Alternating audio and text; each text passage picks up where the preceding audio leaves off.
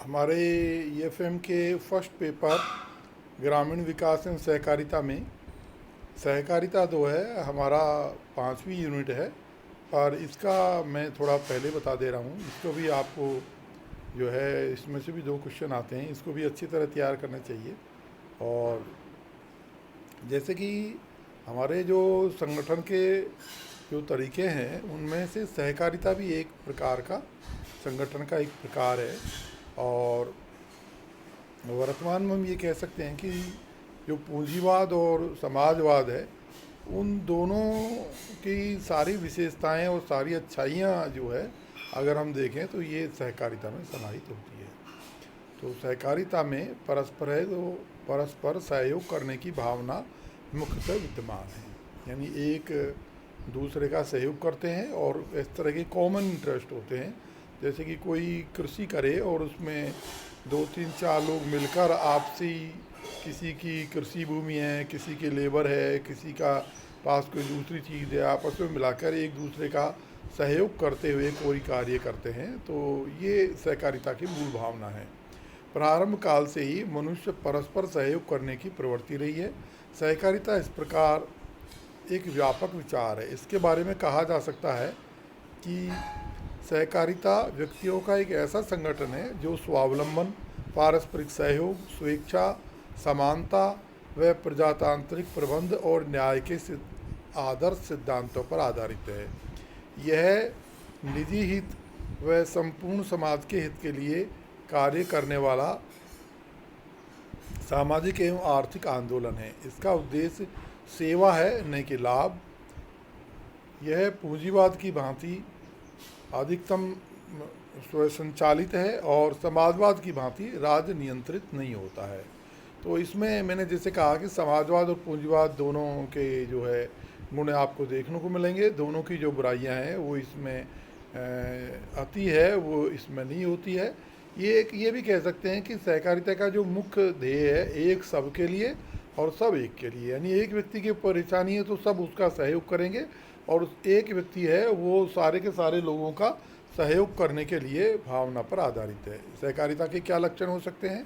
सहकारिता एक उपक्रम है, ऐच्छिक संगठन है, व्यक्तियों का एक संघ है, जनतांत्रिक प्रशासन या व्यवस्था है, न्याय पर आधारित है, परस्पर सहयोग करने की भावना पर आधारित है, सेवा भावना इसमें मुख्य है, न कि लाभ कमाने की भावना, और शोषण का इसमें अंत होता है, विश्वव्यापी आंदोलन है, और सामाजिक आर्थिक एक प्रकार का सामाजिक आर्थिक आंदोलन है। और ये एक मध्यम मार्ग है जो दोनों का कह सकते हैं कि पूंजीवाद और समाजवाद का संघात्मक प्रवृत्ति है। इसकी काम करो की भावना इसमें है, और समुदाय का समग्र विकास का विचार लेके ही चलता है। निर्बल व्यक्तियों का एक संगठन है जो कि अपनी समस्याओं का समाधान मिलजुल कर करते हैं। इसकी सदस्यता खुली होती है, कोई भी व्यक्ति इसकी सदस्यता प्राप्त कर सकता है और कोई व्यक्ति इसकी सदस्यता को छोड़ सकता है। और ये पूंजीवाद की अपेक्षा मानव को अधिक इसमें महत्व दिया गया है। कैपिटल के बजाय ह्यूमन फैक्टर है उसका ज़्यादा महत्व है। स्वतः संचालित है, पारस्परिक सहायता की भावना है, और सांस्कृतिक एवं नैतिक उत्थान पर ये आधारित है। तो ये है कुछ सहकारिता की जो है मुख्य तत्व कह सकते हो, लक्षण कह सकते हो, या जो है इसकी मुख्य विशेषताएं। तो ये, और अब लेते हैं हम सहकारिता का विकास के जो कारण क्या रहे हैं, किस वजह से सहकारिता जो है वो उद्भव हुई।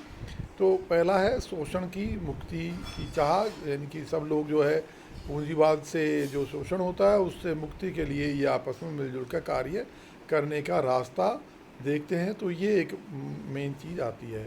मध्यस्थों की समाप्ति, शोषित वर्ग में चेतना एवं संघ शक्ति का उदय, समाज सुधारकों का योगदान, समर्पित सहकार, सहकारी सहयोग, प्रगतिशील सहकारी कानून का निर्माण, सफल प्रयोग, सहकारिता की संघात्मक सराहना, और सहकारी शिक्षा एवं प्रशिक्षण। तो यानी ये जो पॉइंट हैं ये सारे पॉइंटों की वजह से जो है सहकारिता का विकास हुआ, सहकारिता फर्दर जो है आगे से आगे डेवलप हुआ। अब आगे लेते हैं हम इसी में जो सहकारिता के क्या लाभ हैं और सहकारिता की क्या कमियां हैं। जैसे कि मैंने आपको पहले बताया था कि जो हमने बताई हुई हैं आपको सहकारिता की जो मुख्य मुख्य जो लाभ बताए हैं, या जो जो कह सकते हैं कि जो पूंजीवाद और समाजवाद से की तुलना में हमें जो इसमें जो लाभ मिलते हैं, उन लाभों का अध्ययन हमने किया है। तो ये लाभ आप देखिए, बड़े समझ में आने वाले आसानी से हैं, और पहले मैंने आपको इस बारे में डिस्कशन किया हुआ है।